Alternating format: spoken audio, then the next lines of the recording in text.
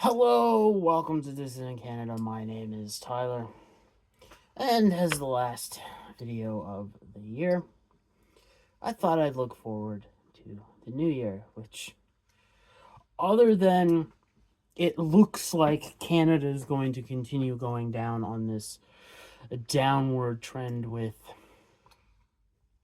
immigration, whether it's slowly backing off of temporary foreign workers or slowly backing off of student visas, with Q3 net migration down and an actual decrease in population size, there are some very small good things happening. Maybe, if we get lucky, the states, what's going on down there can be turned around for Donald Trump. He can get a big headwind and actually get some stuff done and apply political pressure to Canada, and we can finally get some stuff done in Canada. But that is not looking very good, very well, because Trump administration getting distracted with a bunch of wars now. I know I did a video all over about that, and I still think the risk is there that you're gonna see proxies. Like, I think it's like this past week, it's just more assured that Ukraine ends in blood and not peacefully. It's just like the Russians have said, here's our red line. We're willing to negotiate. They've had multiple deals. They've had attacks, like legitimate terrorist attacks done on their nation by the nation that they are attempting to negotiate a deal with, and have been attempting to negotiate a real deal for over 10 years. Like, the Minsk Accords were signed, the West broke it. Minsk 2 was signed, the West broke it.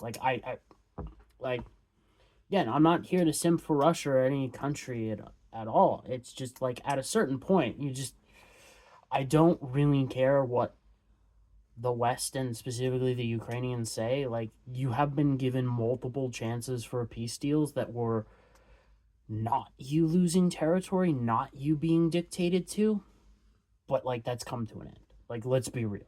Like, there is probably zero chance that, with like the way Zelensky's acting, that he's going to ever achieve a peace deal. So he's either going to get shepherded away or whacked, and then there'll be a deal, but it won't be good for Ukraine. And what does this achieve?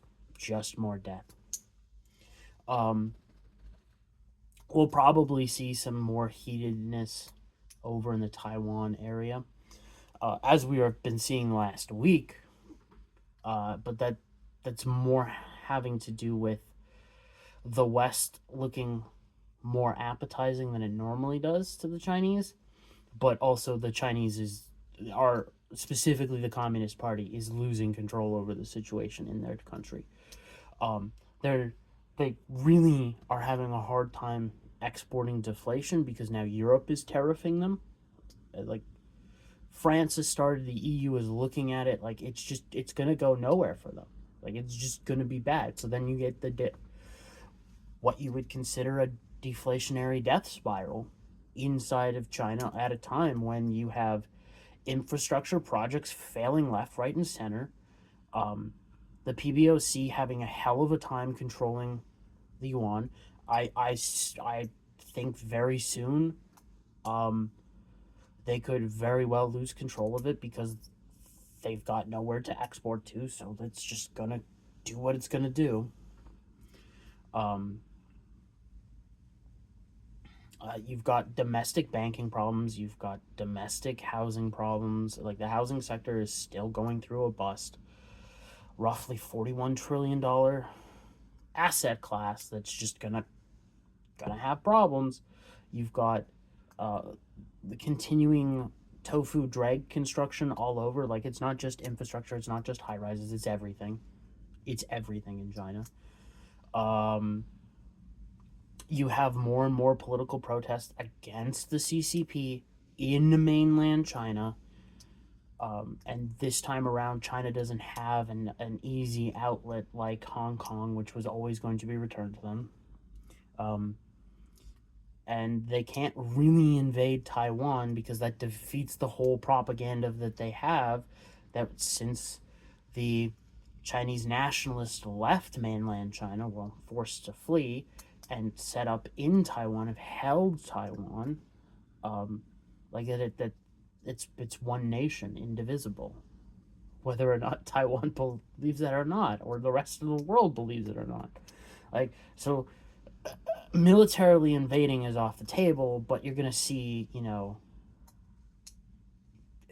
what we've been seeing for the last decades in this situation.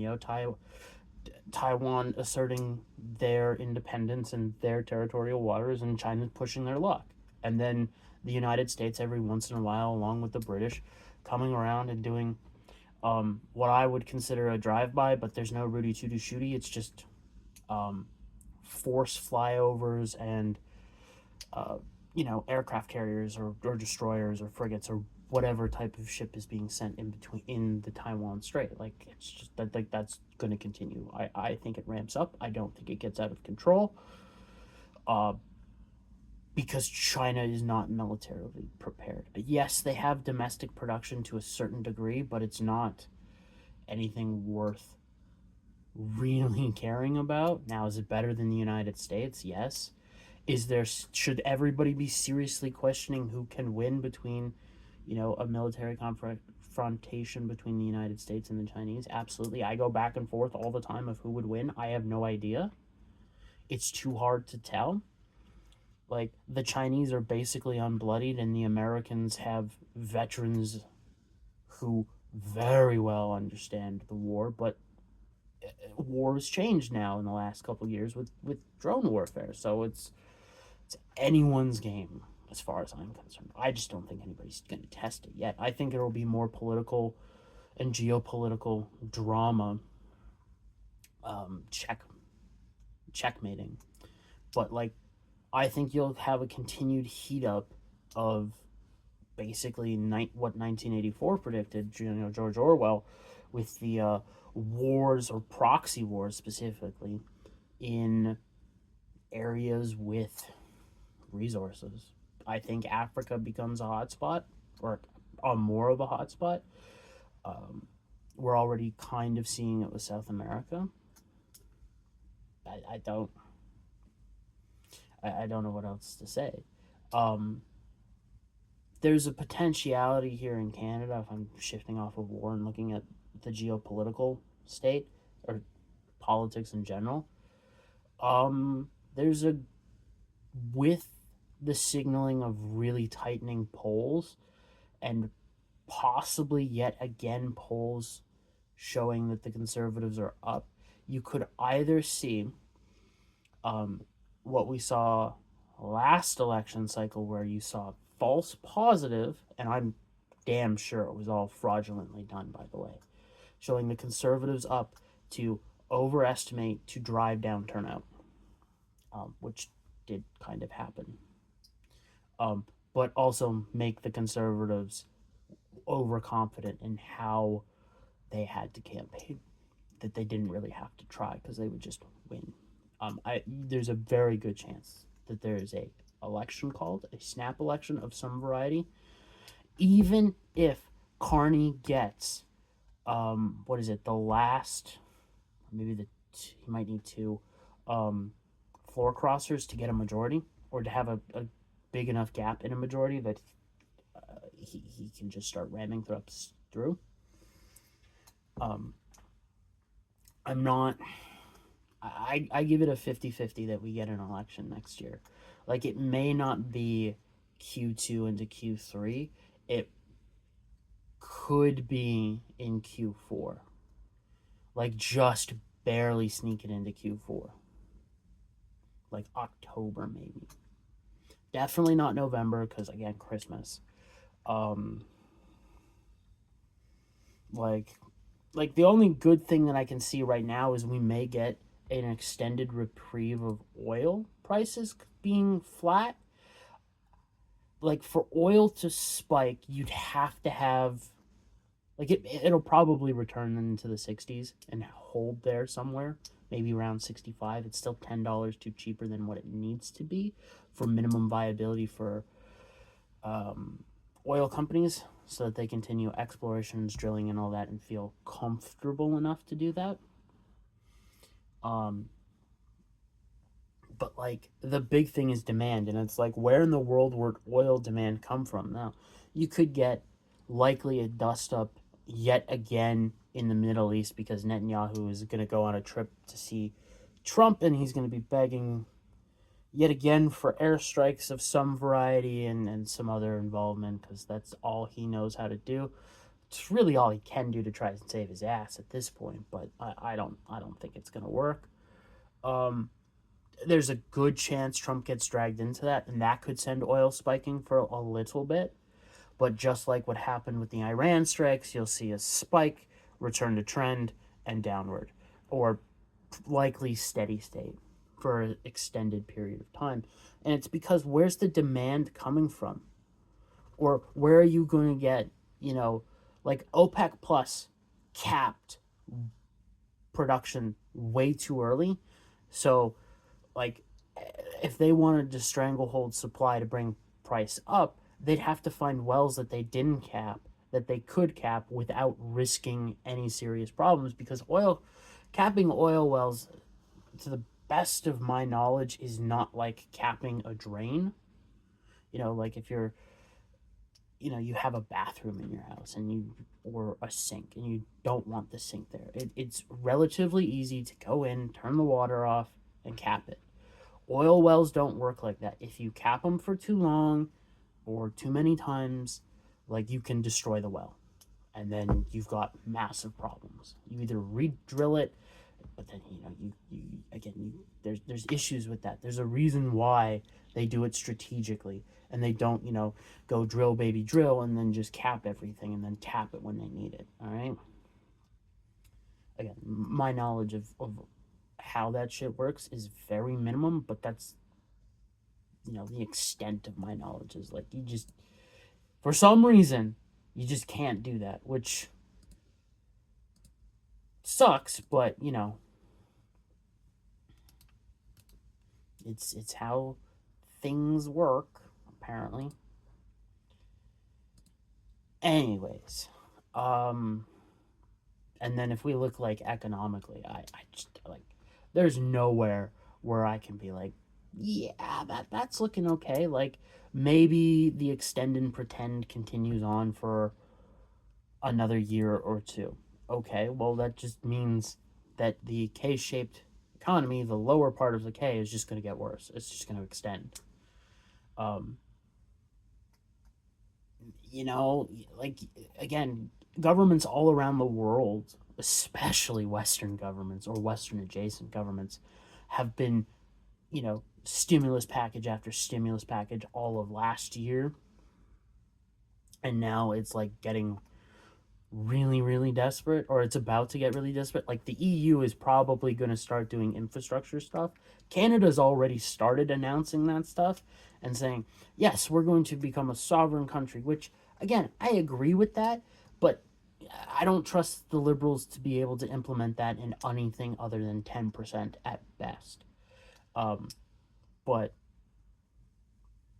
like, again, I agree with the whole principle of making the Canadian economy more sovereign and following in Putin's footsteps of making it a domestically viable country to produce stuff. Not that the Liberals can really do that. I don't think the Separatists win any of their votes past their first ones. So, um, it's a dual referendum system. It's like, hey, do we have a vote if we want to leave? Is the first vote, and then the second vote is, do we leave? I don't think any of those pass the second post. The first post, yeah, sure. Second post, probably not. I don't see how they can get the institutional control within, say 6 months of now, so that they can control the election, so that it's a fair election. or even get enough people in there in those institutions so that it's a semi-fair election. Like, I will say, for the Alberta separatists, if you want to win, okay, you have to have a voting advantage of 8 points just to win by 2. Okay? It will be that fraudulent because everybody don't want you to leave. Your government doesn't, your provincial government doesn't, your municipal doesn't, and the federal sure as shit don't. And if you don't think either 3 of those won't fuck with the election, you don't know what the fuck you're doing in politics. Get the hell out, please. But yeah, if like I get to the economy, I don't like, the only thing I can see is that the Canadian dollar goes back into an uptrend. Like I'm here on the 30th recording, and we just had 5 days of trading sideways and now slightly down. Like we had a nice big spike. When was that? Just before Christmas into what, 73.27. Like that's really good. That's really good. But we're trading at just below 73, 72.96. Like I think once you get back, I'd have to actually bring up the advanced charting for me to look at the moving day averages. Like we may get a little bit of a down and then might spike back up. I don't know. The currency markets are going to be real screwy for a while. I need the all-time to remember the trends. Sorry, I actually do have the currency market up.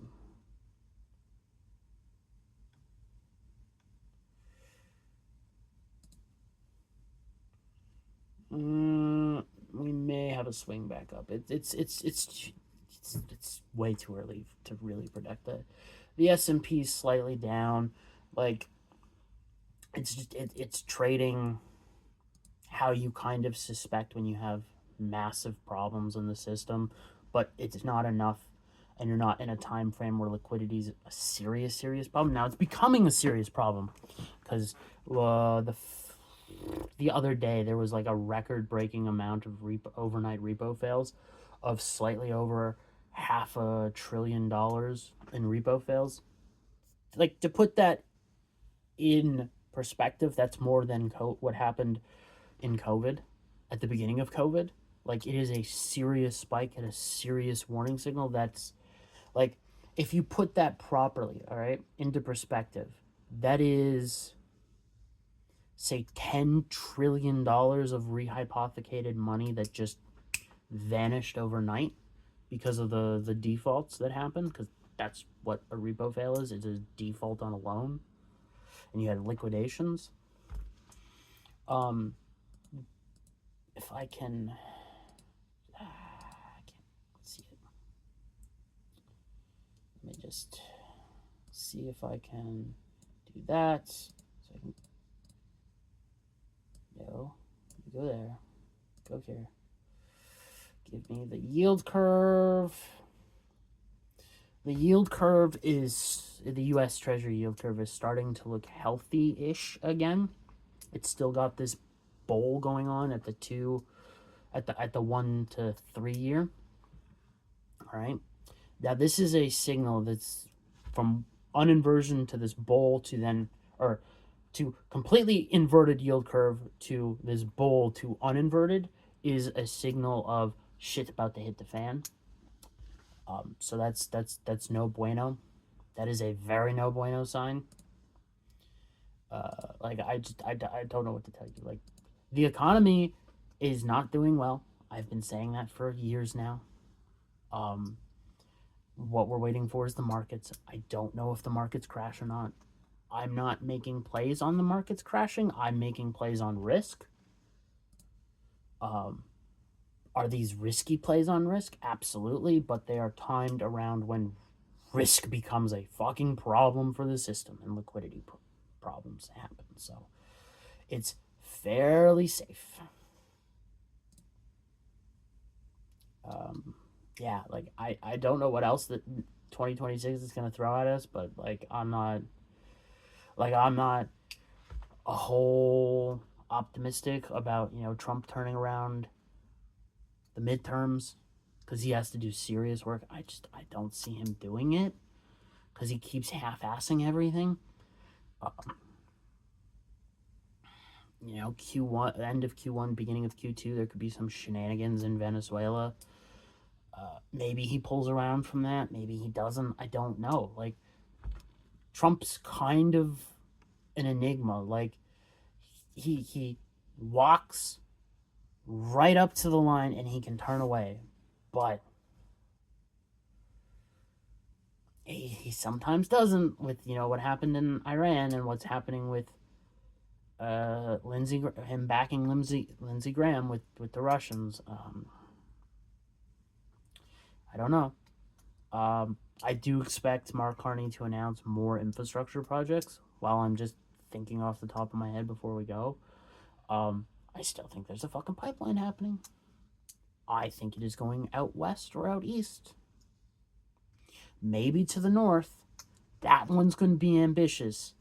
I still think there's a potentiality of a pipeline coming down from Alaska into the United States through that conservation area that Carney just opened up for some infrastructure projects.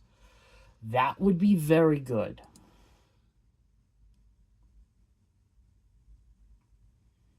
But it's just there's too much fuel on the fire right now, and there's a lot. Think of it like this, okay?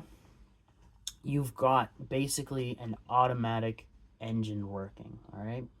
You can't turn it off until the fuel's out of the system. There's a lot of fuel in the system. Once the fuel's out of the system, it does its automatic shutdown. You can go in and fix it.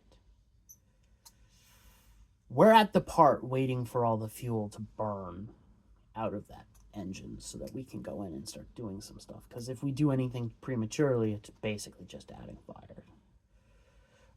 Now, some things you can do to reduce problems, like you could start deregulating here in Canada.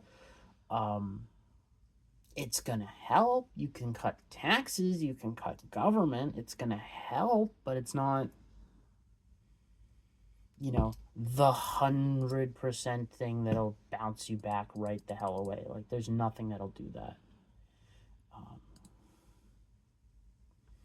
Yeah, I just think we're just in a downward trend right now. Like, it's a macro environment of everything. Like, it's not just the economy. It's politics. It's